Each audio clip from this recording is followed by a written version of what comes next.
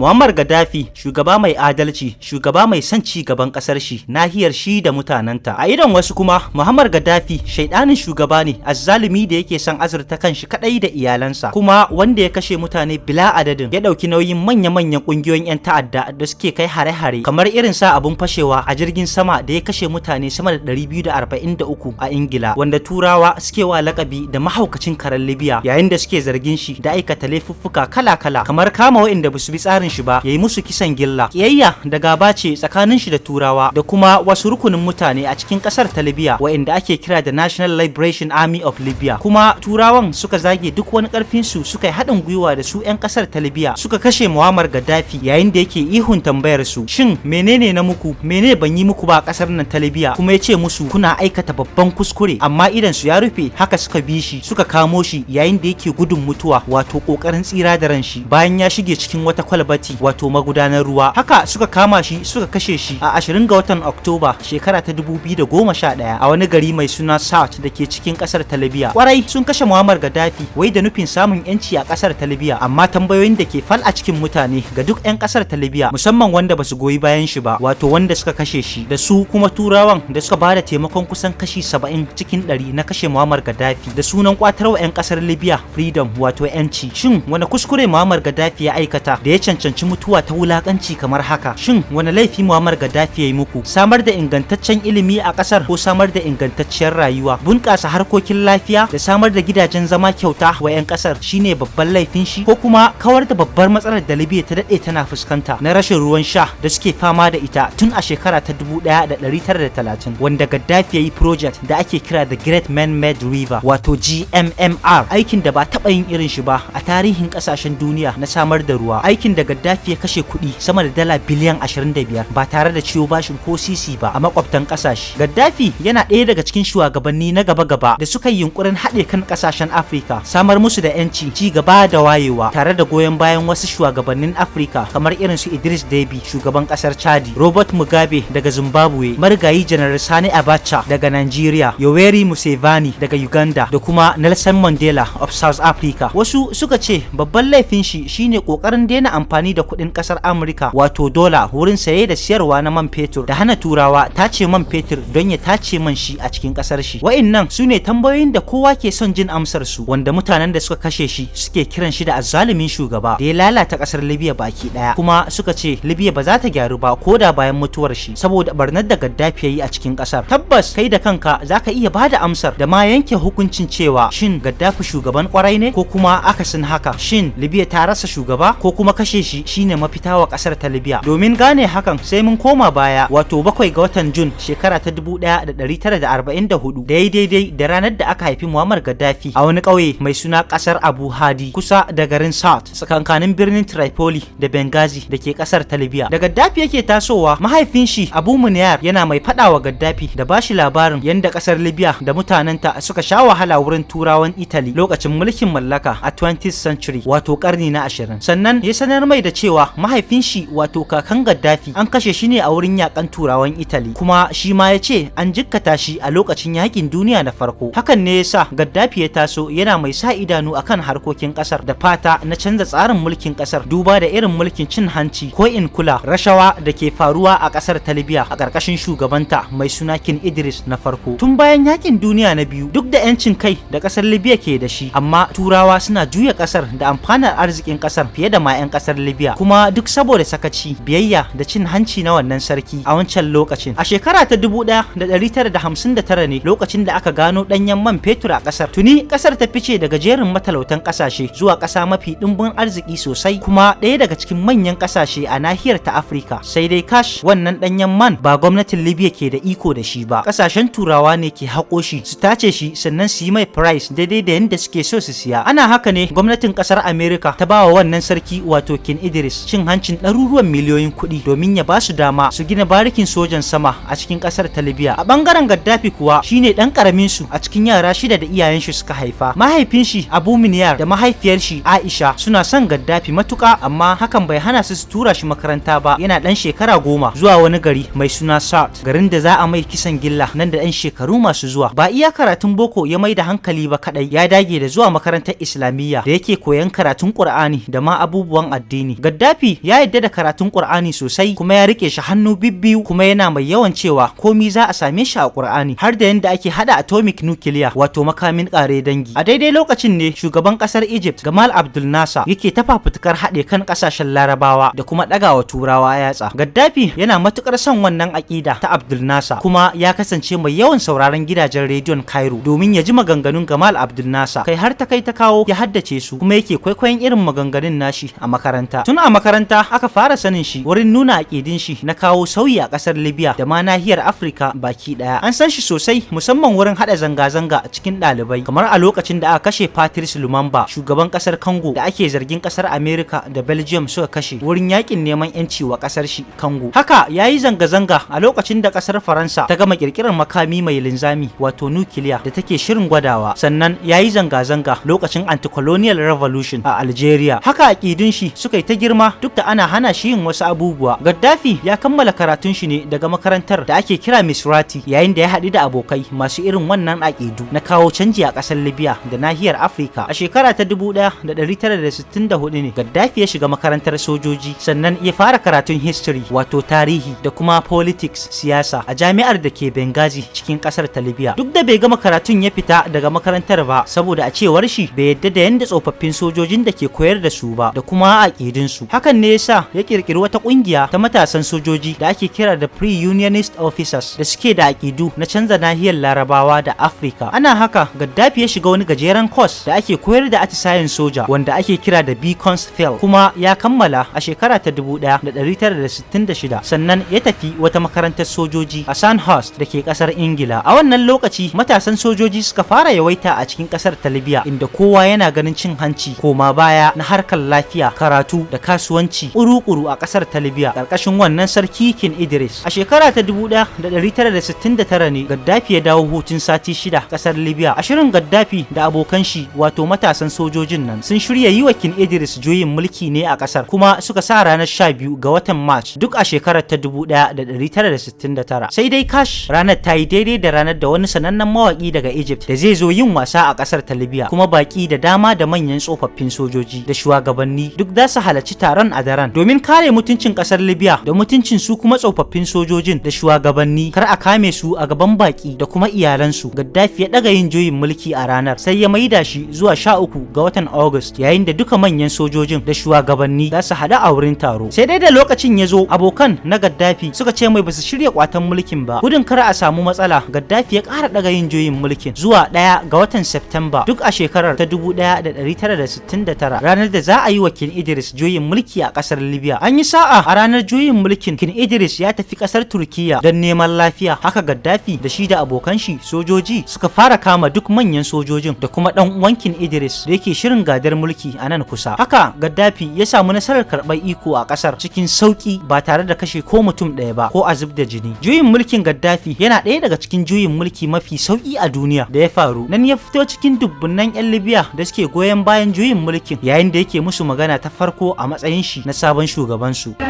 Ya ce gaskiya ta fito, suwaye makiyan al'umma. Ƙasar Ingila ta sani sarai, barikinsu ta zama ba komai ba yanzu, tunda 'yan ƙasar Libya sun yi tawaye wa mulkinsu. Kuma mun san har yanzu Amerika tana da barikin sojan sama a cikin ƙasarmu.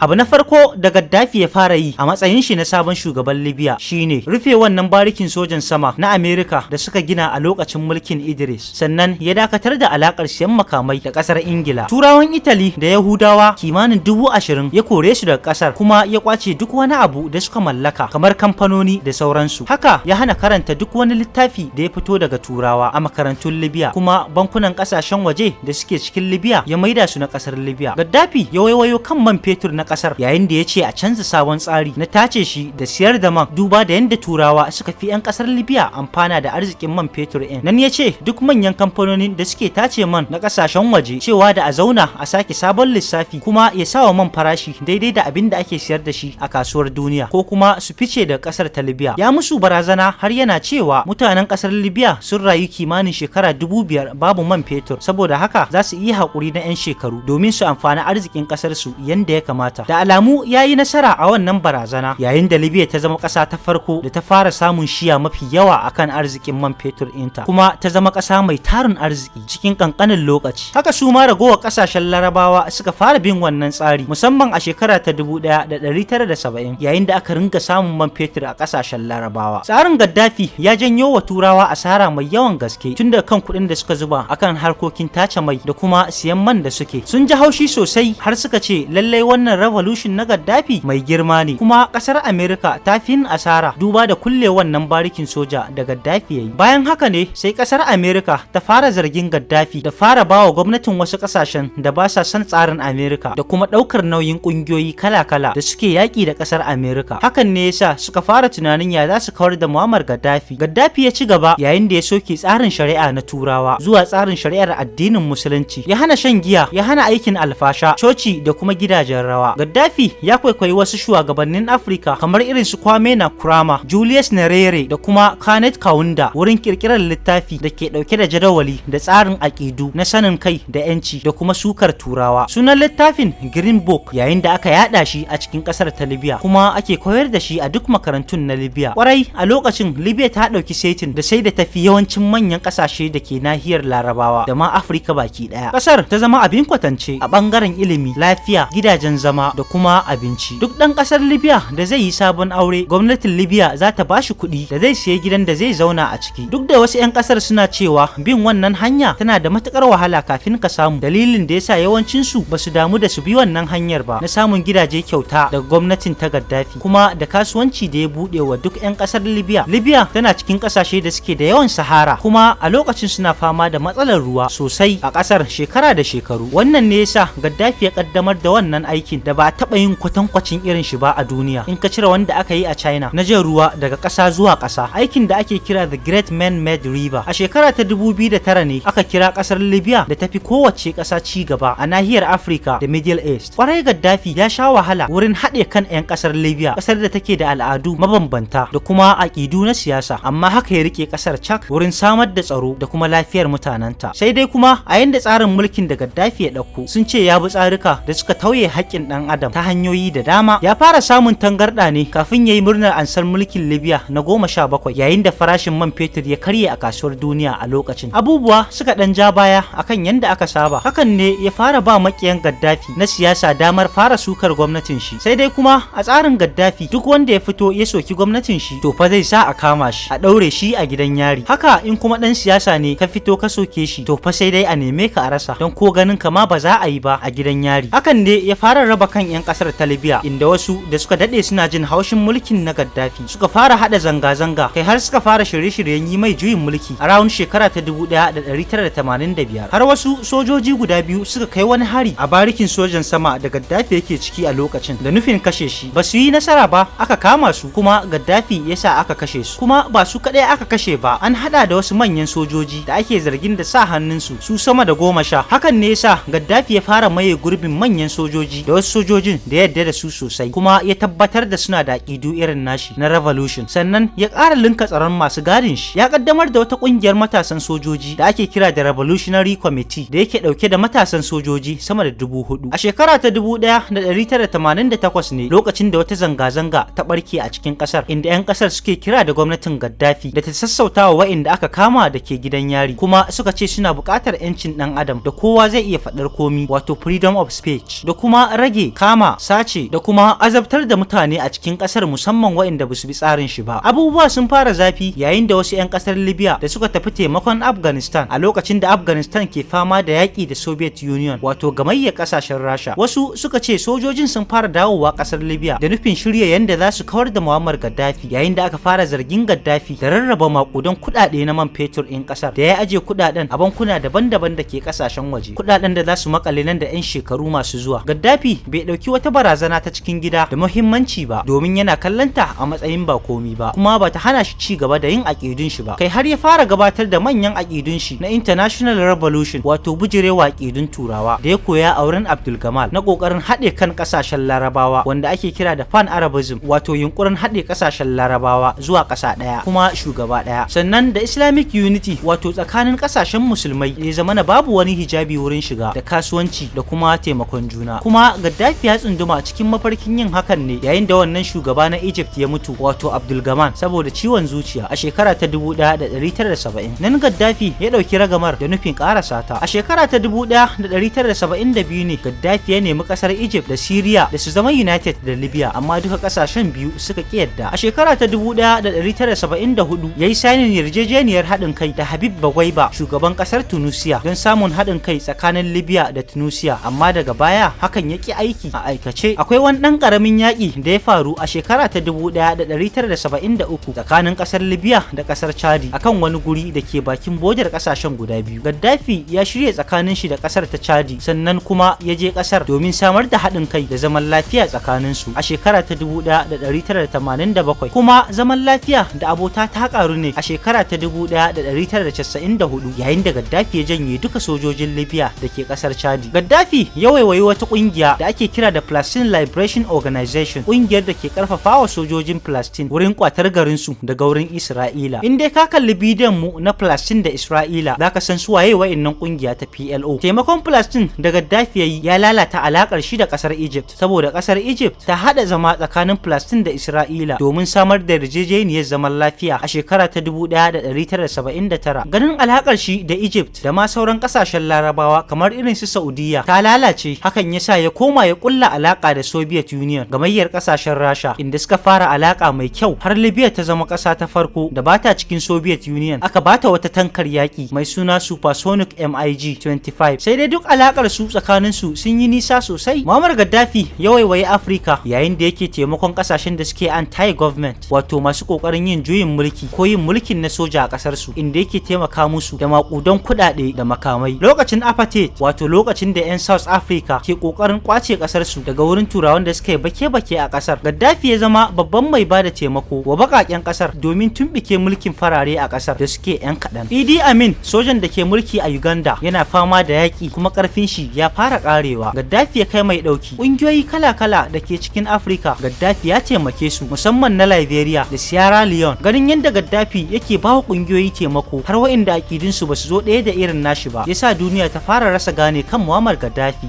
طبعا الغرب يعتبر حركات التحرير حركات ارهاب، عشان كذا بيتهموني بنأيد الارهاب لاني انا بنأيد حركه التحرر. What about Al Qaeda and Osama bin Laden? Because you have spoken out very firmly against Osama bin Laden.